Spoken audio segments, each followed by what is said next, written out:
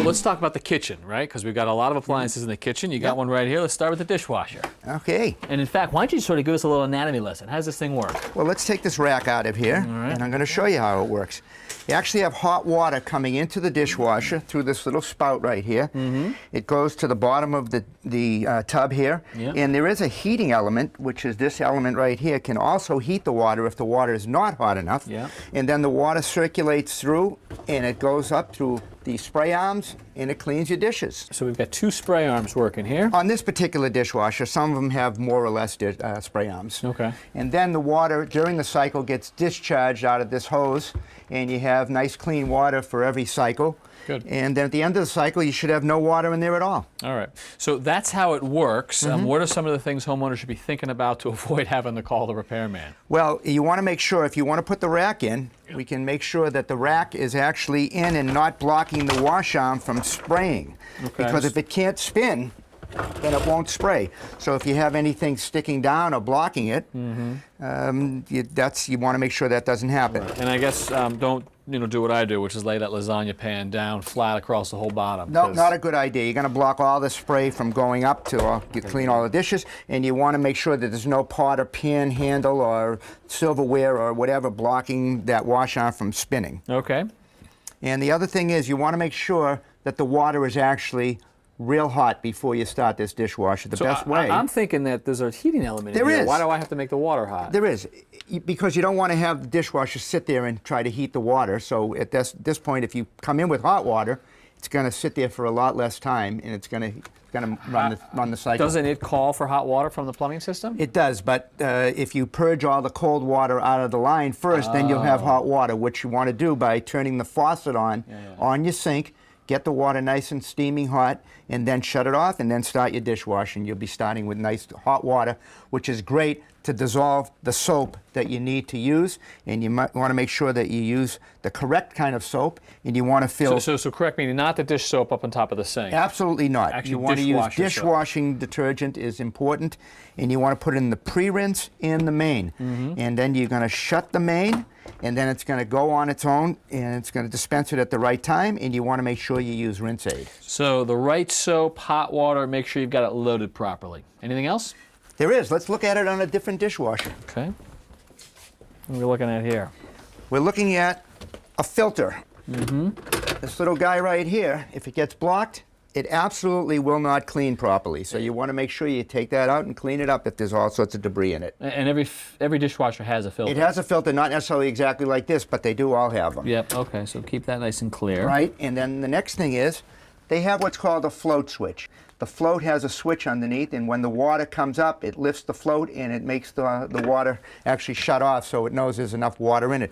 So if something gets underneath the float and holds it up like a fork or a spoon, or a piece of plastic, you'll have no water coming in because it thinks it's already full. So a normal operation, as that goes up, that shuts off the water. When it goes back down, it calls for water. Correct. But if it can't get down, not going to call for water. Exactly. You'll never get any water into it. Even though you can have an empty dishwasher. The next thing you want to make sure, if you ever break a glass, you want to make sure you clean it up with a wet, dry vac. You get it all out of there.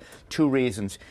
First of all, it'll get pieces of it to block the wash arm from actually having spray, and it'll also ruin the motor because the seal will get ripped by the glass. You don't want to do that. And the other thing is, if you see a whole bunch of water in the tub at the end of the cycle, you probably have a problem with the drain hose, or actually a mechanical problem somewhere. But if the drain hose gets blocked with debris, then it will not drain, and that's not good. Okay, so make sure that this is clear, and you'll know that you've got a problem if you're full of water. Yep. Perfect. All right. So lots to know about the dishwasher, but we've also got other appliances. A refrigerator? Let's do it. One thing you need to know about a refrigerator, it actually does not make cold, it removes heat. Let me show you how that works. Let me take this piece off here. And I want to show you, this is called an evaporator fan motor. That circulates the air through the unit, and it actually draws air across the coil. This is called an evaporator coil. And the refrigerant runs through this system right here, and then it absorbs the heat out of the refrigerator. So we're taking heat from the refrigerator and we're actually expelling it to the room. We are, and I'm going to show you what happens here.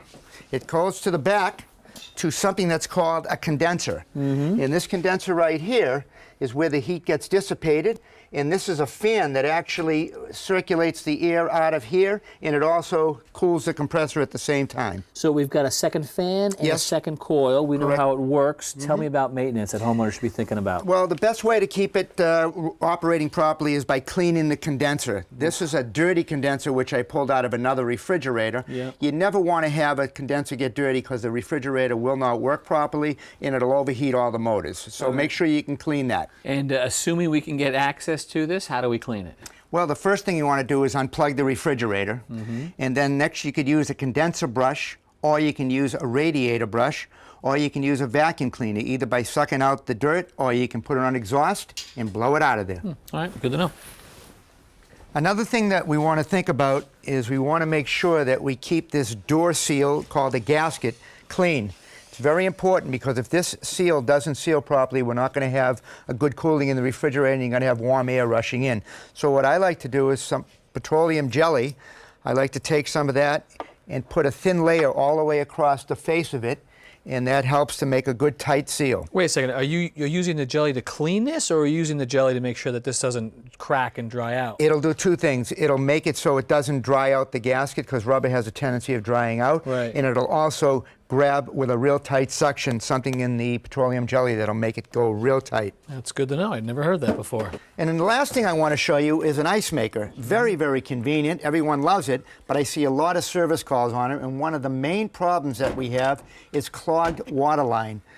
This happens because some people like to use what's called a self-piercing valve. All right, so the idea is that we've got a water supply line somewhere near the freezer, and we've got to tap into that and then bring the water over to the ice maker. Correct. And self-piercing? Yeah, you turn this down until it actually penetrates the copper, and it actually makes a hole of that size. Small hole. Real good chance of it getting clogged up. So what I suggest is putting a T into it, and once you put the T in, you can actually add a real shut-off. Yeah. And I like to use copper tubing because that way it won't dry out and crack and you won't have a problem. And if you need to service it, you'll always have that shut-off to service to go on or off. Perfect. All right. Another appliance in the kitchen is the range. And a range is a range when it's got a cooktop and an oven built into a single unit? Correct. There's two kinds of ranges. We have a gas range, we have an electric range. Two kinds of electric range. We have one that has a coil, and we have one that has a smooth top. All right. And in terms of maintenance, are there things that a homeowner can do? Keep it clean.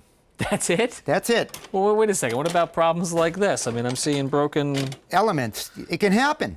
What happens, you get a hot spot with the filament and it just burns out. Nothing you can do to prevent it. So when it's time, it's just going to go. It's time. All right, so in terms of cleaning, what tips have you got for us there? Well, if it's a self-cleaning oven, you cannot use any oven cleaner on it. Why not? It'll ruin the surface of the interior of the oven. So this is too aggressive for... Absolutely. All right, and so how does a self-cleaning oven work? What is that magic all about? It gets up to 900 degrees, and it burns off everything in there, and all you have is a little powder after. You wipe it up or vacuum it out. So it just does it with super high heat, Super high heat. And is this a manual or This one's a self-clean. I'm going to show you how you usually know. This one has a latch assembly which locks it. You cannot open this door. You certainly can't. Once it also gets to a certain temperature, like over 450 I think it is on this, it will not be able to be opened until the oven is actually cooled down. So that kind of makes sense because I don't really want to be opening an oven that's 900 degrees. That's right. Not by accident. And the other thing you want to also keep in mind, do not try to self-clean your oven right before people are coming over. Why is that? Well, because you're putting this into a very high heat, and this has a safety built in that's called a high limit thermostat. Oh. Once that temperature gets up so high, you have a chance of tripping that thermostat. And you're suggesting that if you're just baking something at 350, it's unlikely that you'll trip it? Right. So it's only when you bring it up to the high heat? Correct. Right. Yeah. It's something. If I do trip it, if I got a reset button or something? Nope. Yeah. At that point, you have to have a serviceman to service it. So I've got to call you after all. I'll be happy to be there. And I'd be happy to give you a call, Richie. Thanks for the info.